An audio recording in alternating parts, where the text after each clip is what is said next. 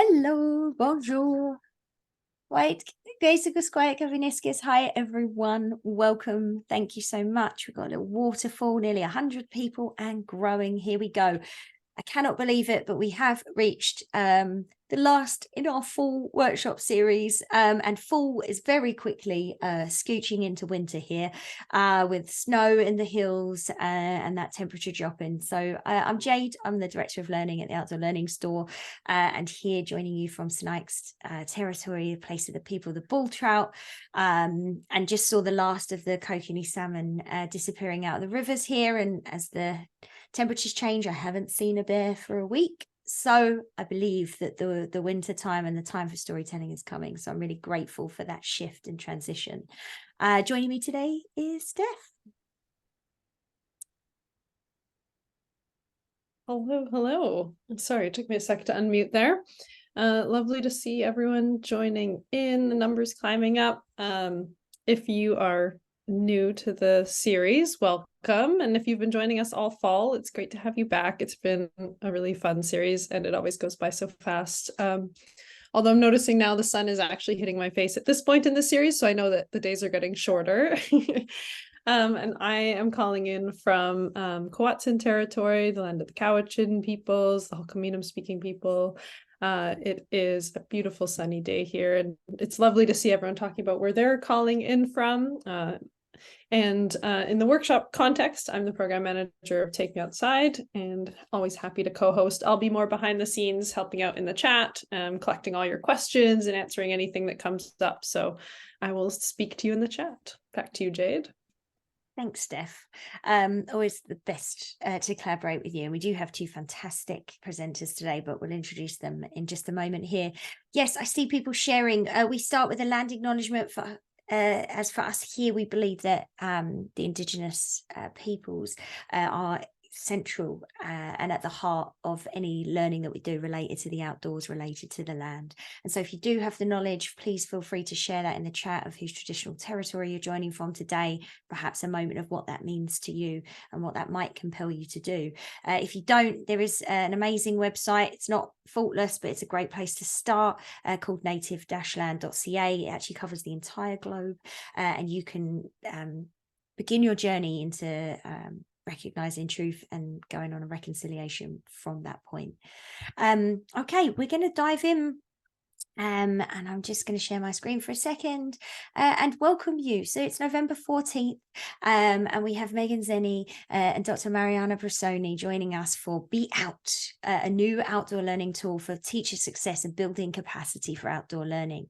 I do just have to take just a few seconds to say thank you to all of our partners. We've got some amazing international partners, lots of people from the US. Most of these are NAAE, the North American Association for Environmental Education affiliates, and do fantastic work in your state.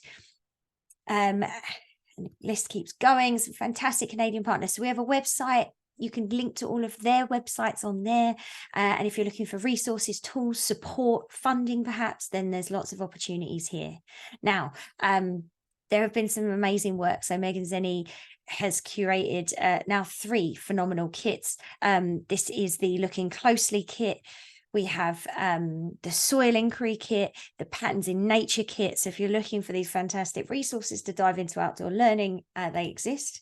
But the biggest one we're here to talk to you today about is this amazing new online tool to help bring your class outside. And Megan and Mariana will dive in there. But just to let you know what's going on, Dr. Mariana Brussoni is Director of Human Early Learning Partnership and a professor at the University of British Columbia and the BC Children's Hospital Research Institute. Her research investigates child injury prevention and children's outdoor risky play with the aim of creating environments where all children can play outside every day.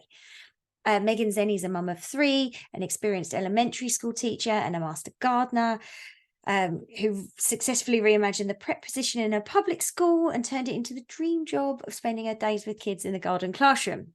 Megan's taken a new job this year as the Early Learning and K-7 Curriculum Implementation Teacher Consultant. That's the title, with the Richmond School District, that's in BC, and is also a PhD candidate at UBC in Curriculum and Pedagogy. thank you so much for being here. I realize that I've really like introduced you and excited to do things, but we have like a poll to see who's in the room, and I wondered if I could just sneak that in there quickly. I'm very excited to hear from you both.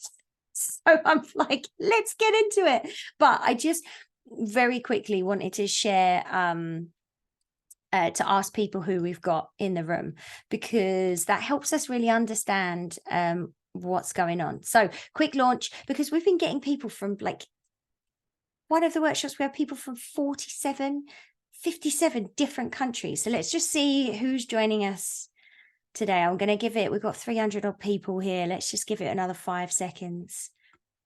4, 3, 2, 1. I'm going to end the poll and share the results. Okay.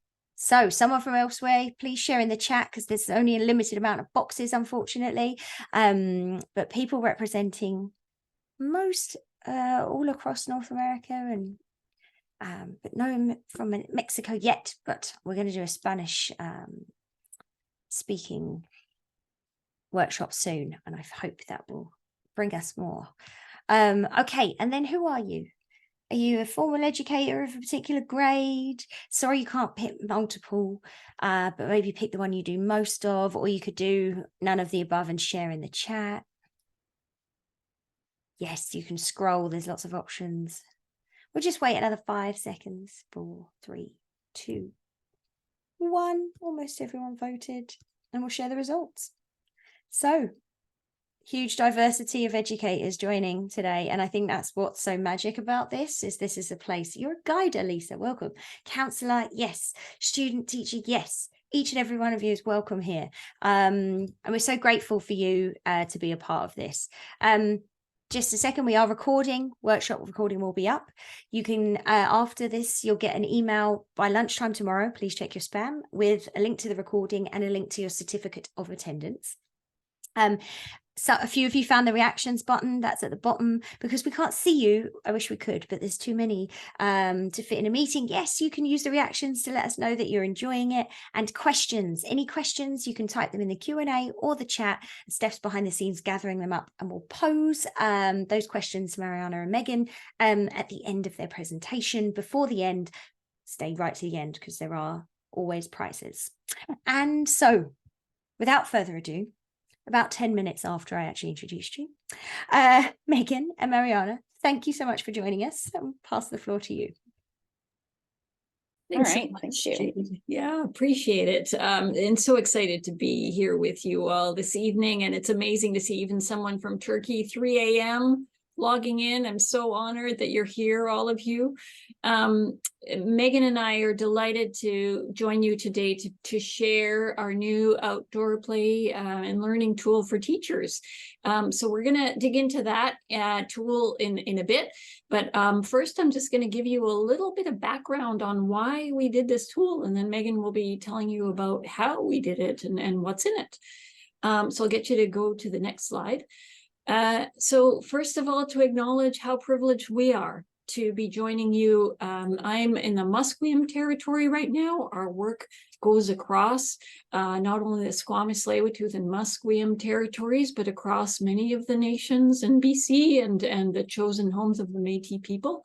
And really just to express my deep gratitude to the traditional stewards of these lands and all they've done for us and for future generations. And you can imagine that this is an important focus and drive of our work as we think about connecting kids with the outdoors, with nature, and with the land that they're on.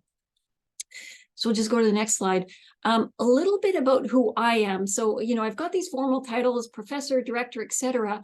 But where I wanted to kind of talk to you a little bit about is how I ended up with this work. So I'm a developmental psychologist by training, and I've been doing injury prevention research since 2001. But there was some issues that I noticed that kind of grated on me from the very beginning in terms of the injury prevention work. And that got worse as I had my own kids. And then, you know, just even living my life and understanding as a developmental psychologist some of the things that kids needed in terms of healthy child development. And so I want to tell you a little bit about what that looked like for me. If you want to go to the next slide, Megan. there was some fundamental tension for me around the approach that injury prevention does around risk and danger. So really what they see is risk is equivalent to danger and seen as negative things that should be limited as much as possible. And this is, there's no nuance here, you know, so it's a black and white that risk is a bad thing. And even when we think about children's play, and children, you know, getting out and trying things and so on, that in fact that we want to keep kids as safe as possible and try and eliminate the possibility of injury, rather than thinking about some of the important experiences that they might get out of engaging with risk. And so this as safe as possible approach is something that I really discovered was something that didn't work.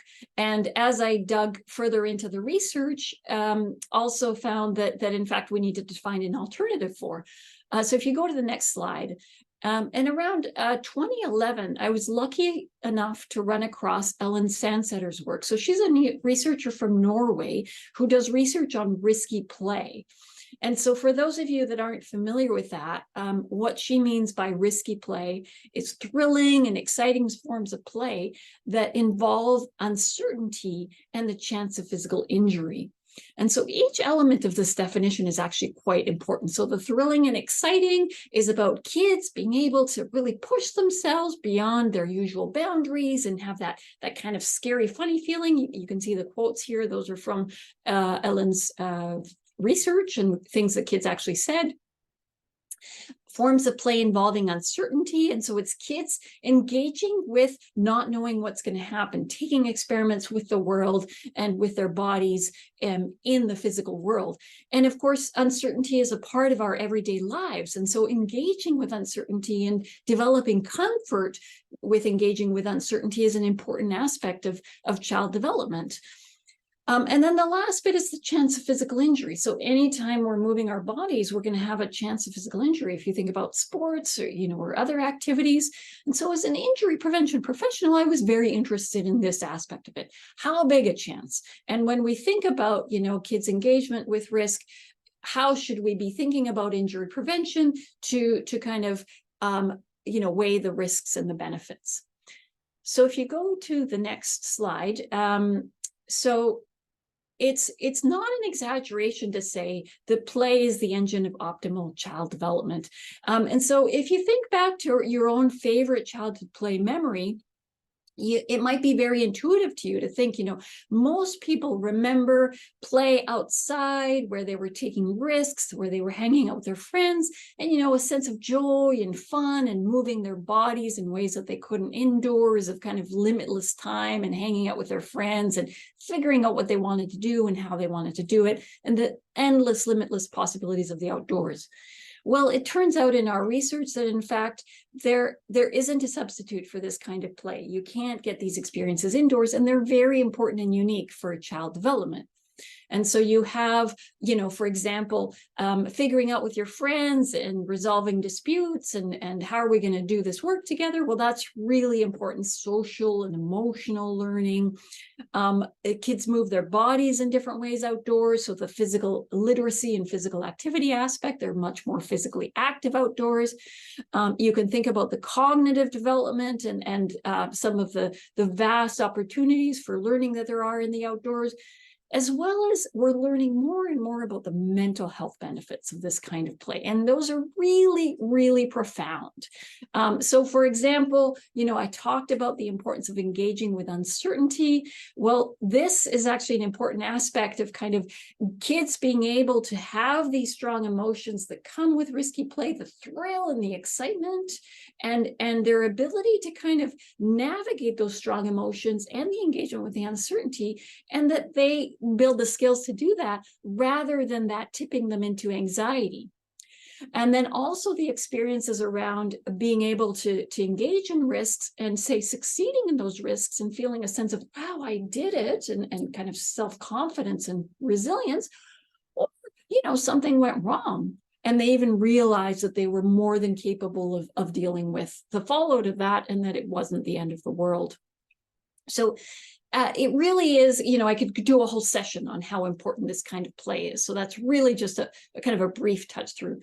So next slide. Many of my colleagues in very different fields have become very concerned around children's childhood and how that's changed over generations. And so, for example, we've seen a move towards indoor, sedentary, screen-based, and supervised activities that have meant that we're seeing some of these benefits that kids should get out of this play that they've disappeared, or that some kids aren't able to access them.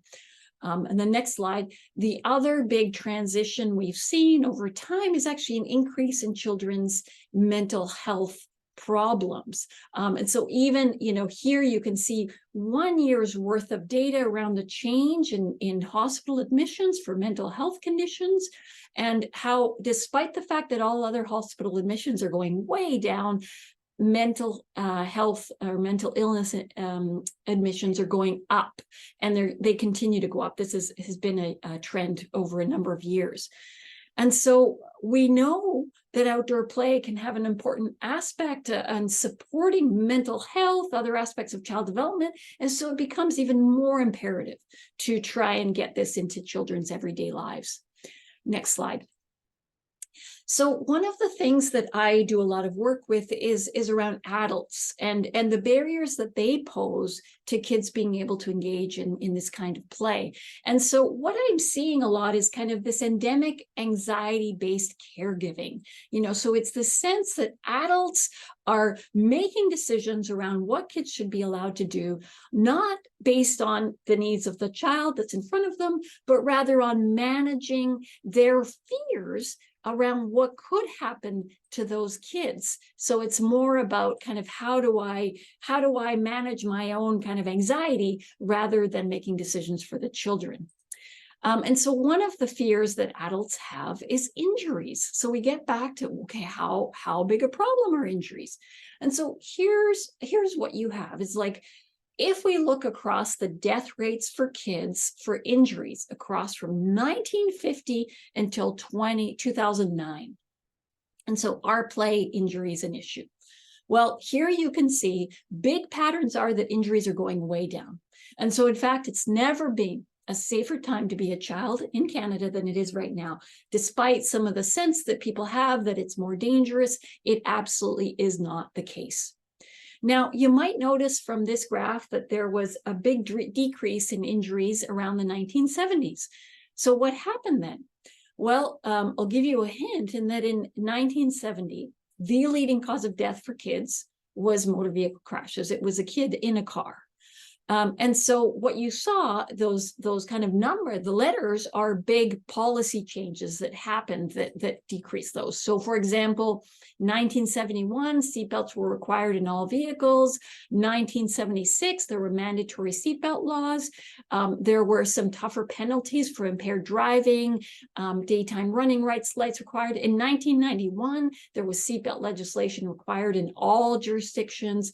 Then we had graduated driver's licensing coming in, and so on and so forth. So you saw with each of those policy changes, the numbers of deaths going down. Now, so we've never been safer than we are now, but I can tell you that the leading cause of death for kids in Canada is still cars. It's being a passenger in a car and suicides. So those are the really two big things that we need to worry about.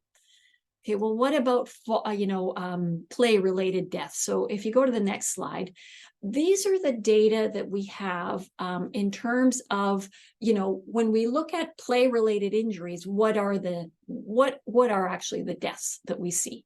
And in fact, when we look across 14 years of data across this entire country for play equipment-related deaths and 21 years of data for falls from trees, we see that there were only 2 deaths in all of those 14 years for play-related equipment, and not a single death for fall from trees.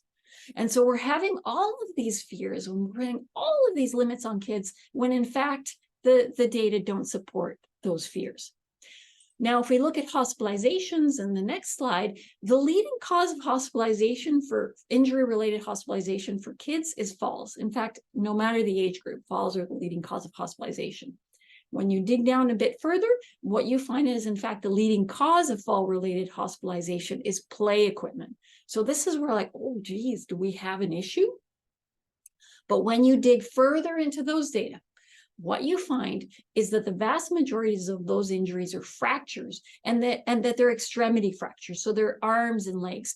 And my hospital colleagues, the orthopedic surgeons and all that we work with, do not consider these as important and major injuries.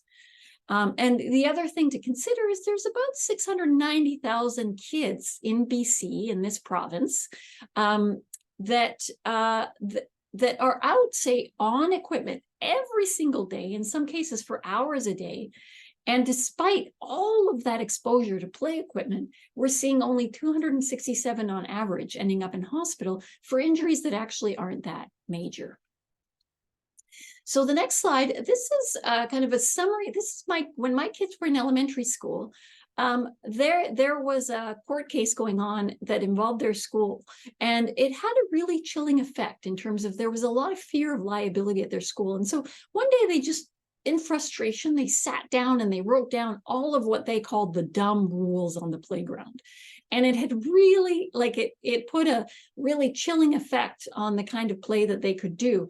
And, you know, as someone who does research in this area, it was endlessly frustrating to me to see how these rules weren't supported by neither the evidence nor the injury statistics. So next slide. Since 2010, 2011, we've been working hard, my colleagues and I, in injury prevention, trying to do something about this. How do we make a change? So for example, that we had a conference event where we really tried to move things, and where we're trying to kind of get the message across, and we've had some success with that, is with the next slide, you see is kind of separating the idea between hazard versus risk. So let's manage hazards, the things that kids can't deal with themselves, like broken equipment or things like that, versus keep the risks where kids can make a decision for themselves, or where they can even work with you to manage those risks. So where we're going towards is not to keep kids as safe as possible, but to keep them as safe as necessary, or as safe as reasonable. So we've done a lot of work over the last little while to try and shift the narrative. So this is a 2015 position statement that we put out with participation. You can find it on the Outdoor Play Canada website. And it was work that was done with a whole different group of fields. So for example, child development, education, public health, parks, etc., all ending up in the same place. How important active play in nature in the outdoors with its risks is for kids. So stemming from this position statement, there were a lot of changes that happened. So the Canadian Public Health Association put out their own position statement supporting ours. The Council of Chief Medical Officers of Health put out their position statement supporting ours.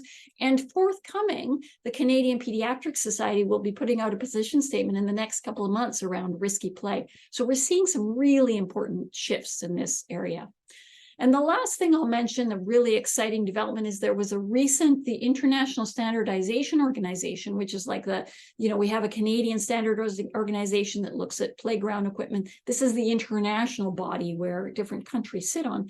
In April, released the Benefit Risk Assessment Framework that really highlights the importance of balancing the risk assessment and looking at kind of all the things that can go wrong with the benefits of the activities and what the kids and others will get out of it. So some really exciting developments.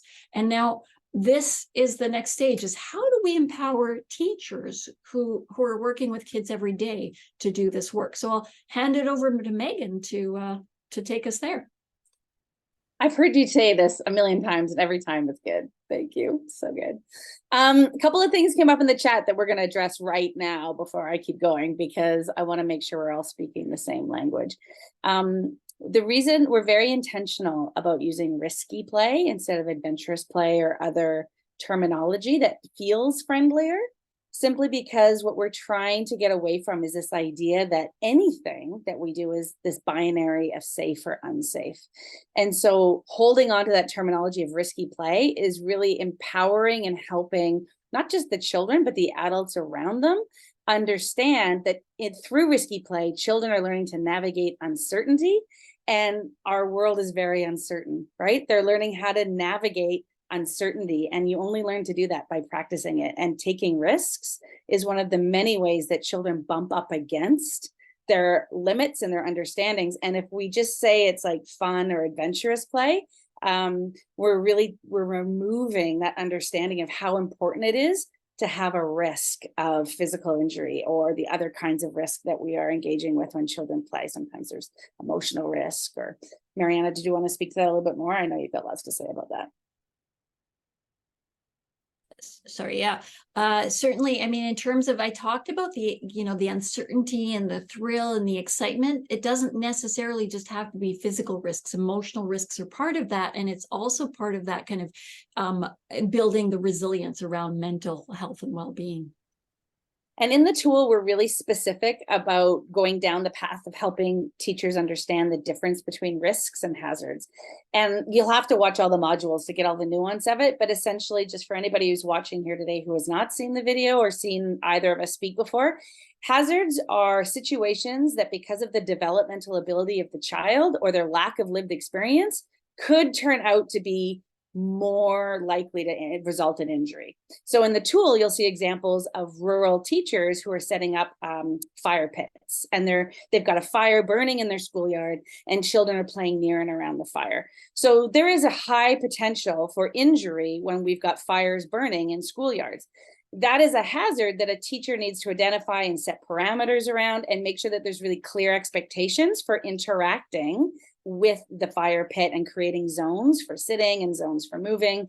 And that all comes down to these core routines, we call them in the tool, that make sure that children understand how to navigate hazards. Risks are freely chosen by children. And so once adults set really clear expectations around how children can navigate in a space and have assessed and that benefit risk assessment and looked at the area and the space and said, okay, I understand that this space is free for children to take risks in, then children get to make their own decisions about how they engage in that. Understanding that risks can become hazards with developmental ages and situations that can be unpredictable. And we address all of that in the tool.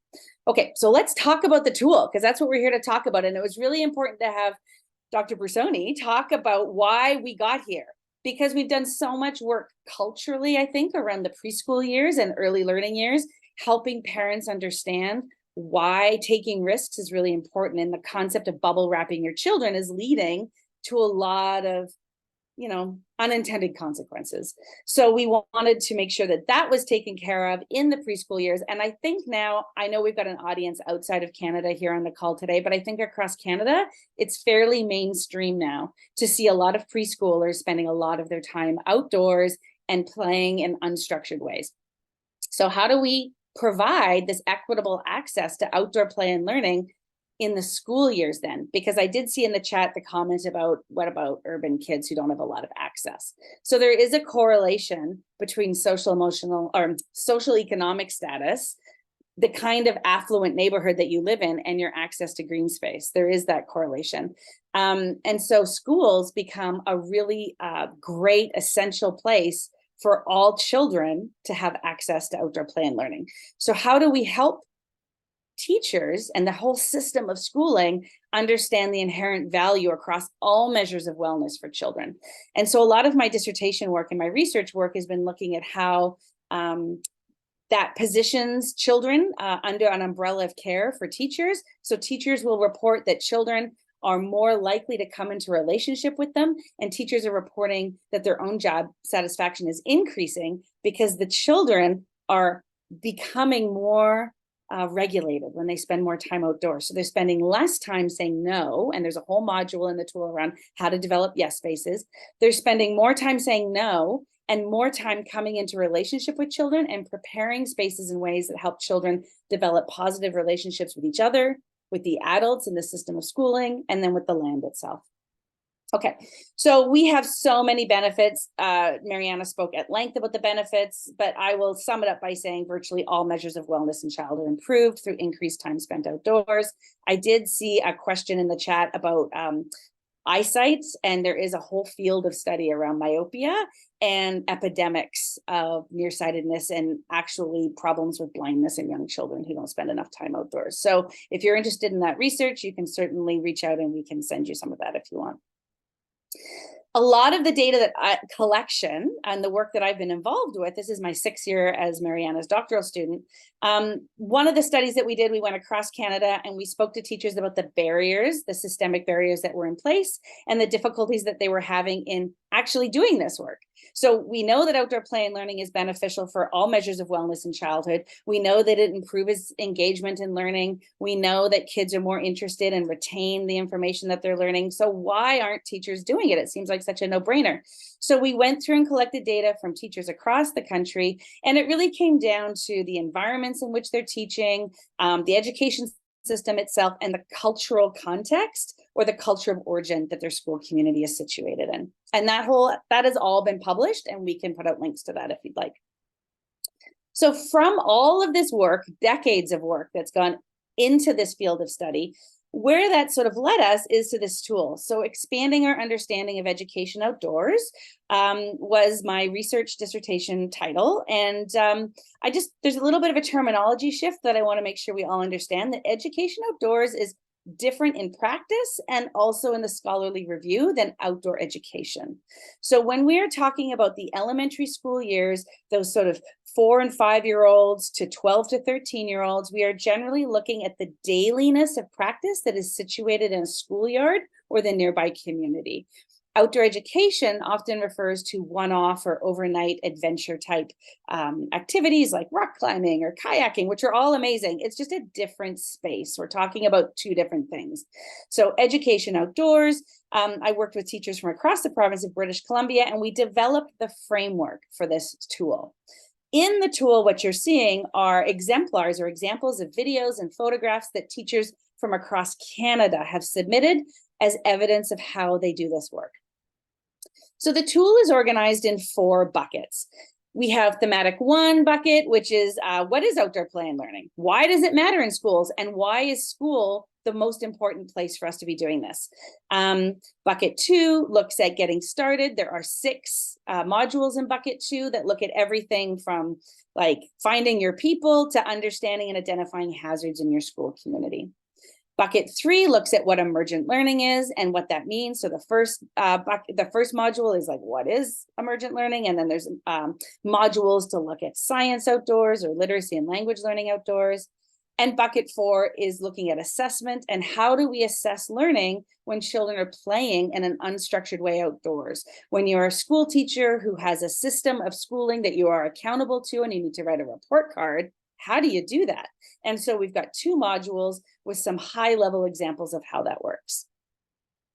So when we get into outdoor play and learning, the 4 modules that exist in this first thematic bucket, we look at what is outdoor play and learning and what is outdoor risky play. So what does that look like in schools? And there's lots of examples of all the different observable categories of risky play that you can see in this module.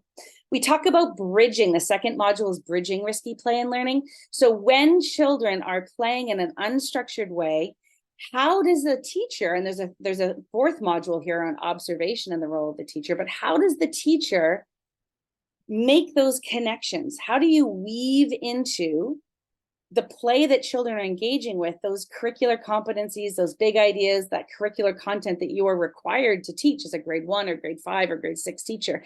How do you make those connections? And we have modules in there to show you how to do that. And in this thematic bucket as well, we also have a module on creating yes spaces. So yes spaces, I'm sure you're going to be dying to go look at these now because we're just so excited about it. But just as a quick summary, a yes space is where you look at behaviors that are sometimes problematic for adults, but are an instinctual kind of play for children. So in the tool, we use the example of snowball throwing fields, but I like to talk about it in these sort of webinars like throwing rocks. Throwing rocks isn't necessarily problematic when children throw rocks, but it makes adults uncomfortable because when you throw rocks at windows or you throw rocks at cars or you throw rocks at other kids, that is not okay. So how do we create spaces, yes, spaces, where children can throw rocks? And what that does is it puts the responsibility on the child to think about the consequences of their action and how they can create a space to engage in the kind of play that they want responsibly and respectfully while considering the needs of other people. So when you look in that video module, you'll see we use a snowball throwing field as an example. Instead of saying no picking up snow, no throwing snow, how do you create a yes space where children can play? And it also helps those children who don't like that kind of rough play have really clear parameters around where that play is happening so that they can avoid it. It can feel very anxiety provoking for kids when there's sort of nebulous rules around what kind of rough play is allowed and not allowed. And kids are really anxious that they're going to get a face full of snow when they don't want to play that way. A yes space gives a place where that is where that play happens, and it only happens in this space. And it's supervised and co-created by adults. You can watch the video on it for more information. In getting started, we've got a module on how to prepare for all weather learning. So making sure that we've got our gear in place, how to set up a gear lending library, what are your core routines, those entry routines, those safety routines, your recall routines, making sure you're aware of those routines and how to set them up. We've got lots of examples of urban hazards. We've got some great examples of rural hazards. Some grab and go resources that are really useful to have so that you're ready to take those outside with you, and how to find your like-minded colleagues so that you're not feeling like you're the only person doing this in your jurisdiction. In emergent learning outdoors, we have a whole module around what is emergent learning. Then we have one on numeracy and mathematics, one on science, and one on language and literacy learning outdoors. And in this example, you'll see, there's some caterpillars that were in the tree. Of course, the teacher didn't have that in her day plan, that they were going to have caterpillars falling on their heads. But when the caterpillars fell on their heads, it was like, all right, this could be an inquiry. And so digging into what is the learning that lives in these caterpillar nests and these caterpillars that are in our biodiversity and ecosystem of our schoolyard. And let's do some learning that is relevant to the place in the schoolyard that we're on. In the assessment thematic bucket, we have a video on how to make learning visible when you're outdoors and how to use loose parts to really give children a chance to equitably show their conceptual understandings. I want to leave time for questions because I can see the chat going crazy.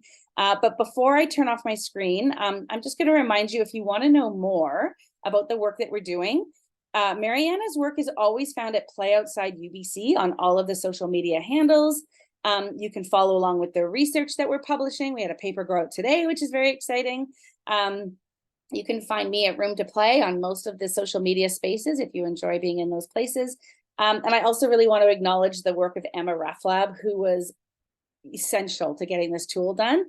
She and I worked very closely to go through all of the submissions from teachers across Canada. We had thousands and thousands of videos and photos that we had to sort through and organize them into the modules. And Christina, who is everything to the Play Outside lab. We couldn't do any of it without Christina. So, and yeah, really important to remind you all that this tool is free. It is designed as a lunch and learn. So if you are curious about this and you think, I'd love to talk to my colleagues about this, I'm going to show you really quickly how to do that. When you go in, we are going to, no, we're going to go back to this and we're going to go here. And when you go in to the site, this is what it looks like. You click go to the tool. But before I take you there, I'm just going to show you, you can see how the information is thematically organized. You can see the goal of each one of the buckets of information. There is a speaker series. We're just collecting data and feedback on how the short modules are resonating, but we will be recording a 45-minute to 1 hour video that goes with each of the short modules so that you can really see some great examples of what this looks like in teaching practice. And then there's discussion questions that you can use as a lunch and learn with your colleagues. So I just want to let you know those are all the key pieces of the tool. When you go into the tool, it will invite you to log in. You can do that if you want, but you don't have to. You can browse as a guest. The benefit of logging in is it keeps track of the modules that you've gone through.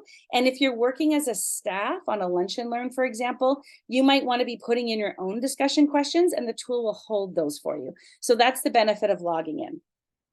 When you get into the Learning Hub, you'll see the thumbnail for each one of the videos that you can watch, the modules that are here. And when you click on one of them, so if you say, okay, we're going to click on Making Learning Visible, you'll see that the video comes up. And then if you want, there are resources that are also always free. We didn't put any resources in the tool that were behind a paywall. So everything in this tool is totally free for teachers. And then if you have your discussion questions that you want, there's 3 examples of suggested discussion questions. And when you log in, you can create your own to hold on to them if you want. If you have ideas for resources that you think are high quality that we have missed and that are not behind a paywall, you feel free to send those to us. I will review them and we can potentially add them as well. Okay, I'm going to stop sharing so that we can go ahead and have a conversation about this. Okay. Are you there, Jade? Amazing. I am. I'm just a bit, I mean, all of the capitals in the chat say it all, and I completely agree. Just the amount of effort that's gone in, also as well, for it to be so comprehensive but so easy to digest, and just to really bite-sized chunks just go in there. So yeah, everybody. Okay, loads of questions. I thought this was interesting. This is maybe a bit more of a abstract question, but Marian asked, I wonder, it makes you wonder, where did all the fears come from then? When did we start to shift into this helicopter fear state? I could talk for hours about that. It's kind of fascinating. So we saw a shift in kind of parenting around the late 80s. And you know, there's lots of complex reasons for why that happened. But to sum it up, you saw kind of greater inequities in society, so that, you know, you had the post-war era when you could get a high school education and have a very reasonable life. And then as time has gone on, you've got a greater shift in inequity between kind of lower SES and higher socioeconomic status. And so it's meant that parents are getting more concerned about their kids, you know, going to university, getting into the right schools, being able to have the right kind, you know, right, I say in quotes, and the expectations that parents should be spending more time around, you know, curating their children's lives, and play being seen as kind of a waste of time. Why are you doing that when you could be inside doing academics or things like that? And then in terms of the fears, well, there's kind of this narrative that's really kind of emerged around the expectations that risks can and should be managed. So kind of before, we saw more of kind of a, well, it's fate, or that's life, but now an expectation that we should be able to control risks. And it's not just for injuries, it's for all sorts of things. And so that's a good thing, in that we're understanding that in fact there's lots you can do to prevent injuries, and that's positive. But we seem to have gone way in the other direction, in that our tolerance for risk has gone really low. And with that, our perception of kids and what they're capable and competent of doing has really decreased. So we're seeing them as incapable, incompetent, in need of adult, you know, oversight and control, without recognizing that it's not like they'll turn 18 and all of a sudden all of these things will come online if they didn't actually have the opportunities to practice these things along the way, right? This is it's a lifelong learning that kids have to learn and manage in terms of their risk management, what they're comfortable with, what they can do, and so on. And so we're experiencing right now the effects of like 30, 40 years of this gradual shift, and we need to kind of bring it back. Wow. That is, I mean, and those things make sense, but actually to process that level of sort of societal shift in the way people think and feel, this is huge. And so I guess we have to kind of swim against the tide, or do phenomenal research that really gives an evidence-based support for this work and for people doing risky play. So thank you for that work that you're doing. Okay, so Tanya asks, what's the benefit of playgrounds being created that are high up and have big open areas where children fall off? Tanya says, as a mum, she finds those challenging for a 2-year-old. So, like, is there something in design that's kind of, you know, upsetting things? You want me to tackle that, Megan, or? Well, I mean, we could, we're focused mostly on the kindergarten to like grade 7 or 8 age. There is a whole field of study that looks at preschoolers and risky play, but I mean, Mariana's got a lot of research to discuss around this. I would say generally kids have a very strong sense of self-preservation. And so they're not, I think what I see a lot, because I work with thousands of teachers around this conceptually, the teachers who are the strongest feeling against risky play and that everything has to be safe and they cannot do anything ever are the first to lift them up to the monkey bars, right? And so a child who does not have the fundamental movement skills or the physical literacy to actually scramble up and get themselves to the monkey bars has no business being on the monkey bars. Because like Mariana spoke about, the injuries that we see are actually on play structures because adults are actually putting children in harm's way. If children have the physical strength and ability, so if you take your child to a playground and they can't get up on the structure, then that's good. They're just going to put 1 foot up and 1 foot down, and it looks super boring to us adults, but they're testing their limits, they're pushing up against them, they're figuring out where they're comfortable. And then over time, they develop those competencies to go to the next level, to the next level.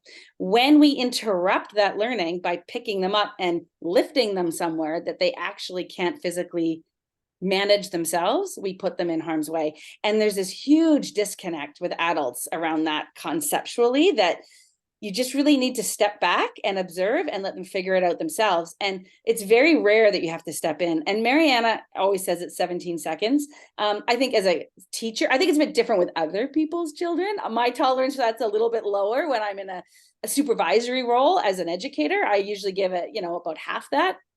But with your own children, certainly waiting and giving them time, falling down and getting scrapes and bumps and all of those sort of owies, that's how you learn to be competent. And you only learn to navigate risks by navigating risks. And we have to give children chances to do that, or else we end up with a whole generation of children that are terrified of everything. They don't know how to be vulnerable and take risks, and everything feels catastrophically overwhelming to them when they finally do try.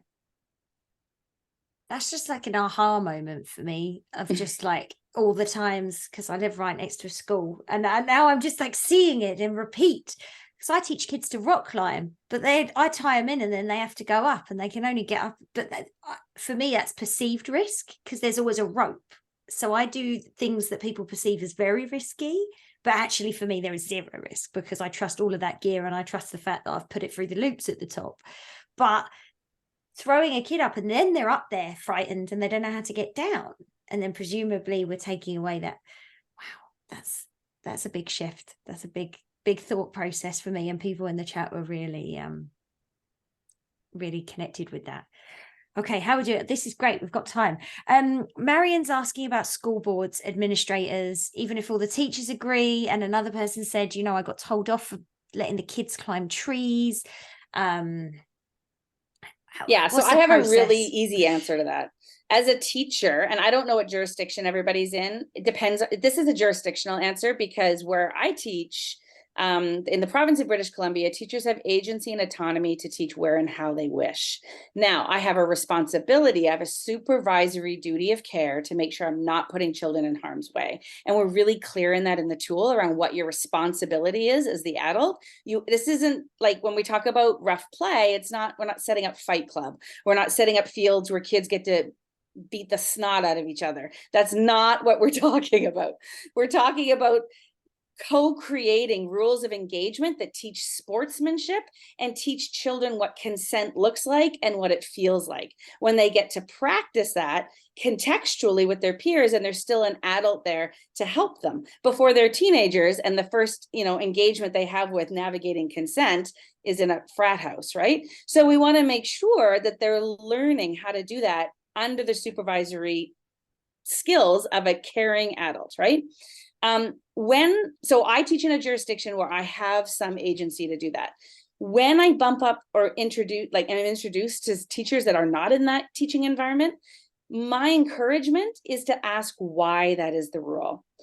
Asking the powers that be to really put in writing why they have that rule can help really bring clarity. So for example, I was in a jurisdiction once where they had a no tree climbing rule. And so I gave them the encouragement to push back. Why is this the rule? Well, it turns out because they're in a climate where trees grow very slowly and they're very spindly and it's really hard on trees. So it was actually an environmental concern and less about the children being harmed. And so I can get on board with a no tree climbing rule when we have an ethic of care for the land and the more than human world. So sometimes just asking why can provide some clarity that isn't always just about being Scroogey about children's play, right? Sometimes there is a legitimate reason. If it is just about liability and we might get hurt, then ask for that data. Ask for the data that they've collected on injuries from children falling out of trees. And if they have none, then you can sort of propose that we start collecting it, right? And let's find out what happens when we do this. And you can sort of set it up. There's all kinds of ways you can do that. But pushing back a little bit on those boundaries can feel risky, but it's fun. I love it. And look, there is a lot. The last thing maybe we could talk about is liability. And Mariana posted about the risk benefit assessment, but lots of people saying, I can't because of liability. I can't because of fear of being sued. Can you touch a little bit on that for people? So this is quite common. And it's kind of this preemptive saying no without actually checking, say, with the risk managers of the school district or even the insurance companies and so on. So, I see this all the time. And when people actually check and they open a dialogue and a conversation and a relationship, that in fact, a lot of the barriers go away, or you can work together around those barriers. The tool I posted is a risk benefit assessment toolkit, which we developed with lawyers, insurance, educators, risk managers, etc., to really help people lay out their thinking around these issues so that they could show, how they were going to, think about the risks and the benefits, and maybe risks need to be increased too, or maybe you need to manage these hazards or whatever. So I would encourage people to work through that and then have those conversations rather than preemptively assume that it's a no, because it rarely is. I put a post on my Instagram just last week about how some trees had blown down in a storm in a schoolyard, and the city had come and put cones around it, and the children were so conditioned that they couldn't play with them because there was 2 cones there. But really, that's such a beautiful affordance for play, all these sticks and branches. It would have made a fabulous play structure. And so I think we just need to sort of slow down, think about, what are we afraid of? What's the actual risk of harm here? Children, I find, are far more conservative than most adults would be. And I think that the tool is really, I'm hoping the tool is going to be really helpful in navigating some of those conversations with administrators, with parents. You can work with your PAC, all of those. I see Carrie's talking about playing on ice. Ice is mentioned under hazards. It's the supervisory responsibility of the adult to make sure that the ice is safe. And if you are unsure, you need to consult with local knowledge keepers and experts. And if you still are unsure, then it's a no-go. Ice needs to be, it's a hazard that you need to be able to mitigate. If you know that it's safe because it's X number of centimeters thick, you've got local knowledge, it's this date, there's all kinds of local knowledge out there that lets you know when bodies of water are safe to be on. Mm-hmm. And Kerry, yeah, there's definitely, I'm going to link to the Adventure Smart has an ice depth thickness chart, but do you also mean like icy patches in a yard? I mean, yeah, so that's what kids learn from when we're constantly telling kids to be careful and telling them how to move their bodies and what to do with their bodies. They don't actually learn that when you run on ice, it's slippery and you'll fall, right? So if we let kids run and fall on ice, they learn that when you run on ice, you fall and it hurts. And so then they start to manage themselves in a way that doesn't require an adult constantly being over their shoulder to keep them safe, because at some point the adults won't be there and they become very deaf to the instructions that we give them. They stop hearing us. So we want to let them manage it themselves. or is something that I do is I point out, like, hey, these are the things that I've noticed. Anyone else notice anything interesting or that's changed? You know, like the first frost we get, and then that's it. There's no like, be careful. I just say, hey, I noticed a couple of things. The temperature's changed. Like, and they do their own thing. Well, And and someone Carrie's always- put a comment in here about the science of it, right? Like, of course, that ladders into like studies of friction, and you can go into all kinds of scientific understandings when you look at, forces in motion that stay in motion, what causes them, all of that. There's so much science you can map into that and play with it, right? Have fun with it. What slides faster? Create it, take that and turn it into a intentional inquiry around slipping and sliding. Whose boots are grippy, whose aren't. Be great. Lots of fun. That's so cool. I want to do it now.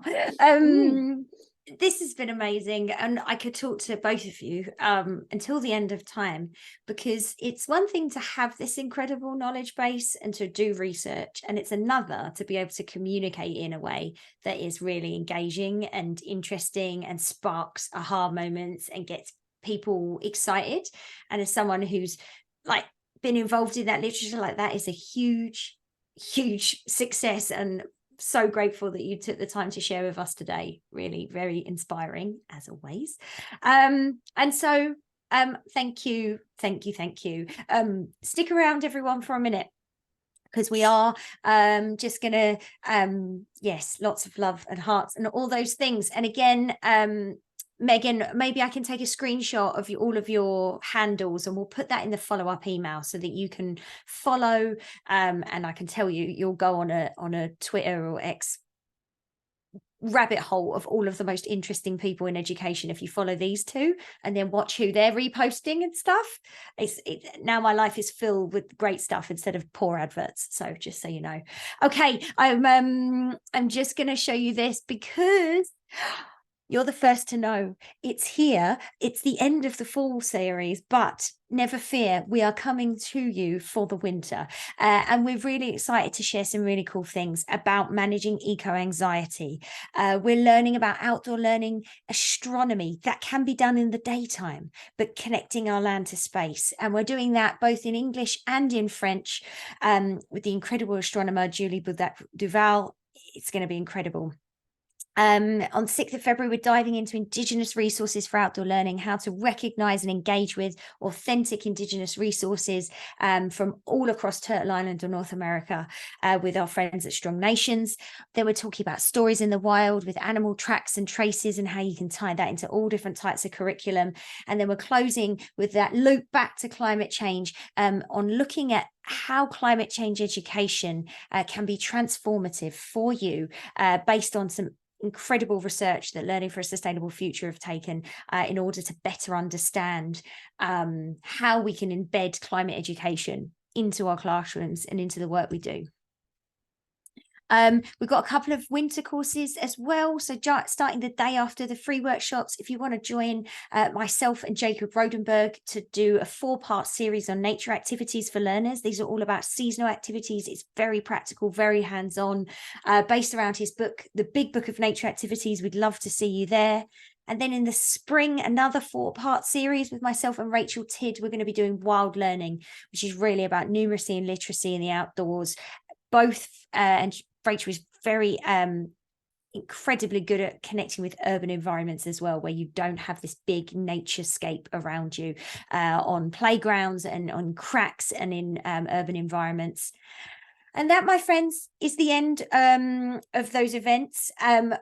Couple of quiz questions for you to close us off here. Thank you again to our phenomenal presenters. Steph, are you ready to receive the questions? So again, it helps you if you have the Outdoor Learning Store website open and Take Me Outside's website, just so you're kind of in the loop, because we're definitely linking. We want to share as many resources as we can with you. Okay, question 1, first correct answer in the chat gets it. What date is the first winter workshop series? The ones I've just announced, they're now live on the website.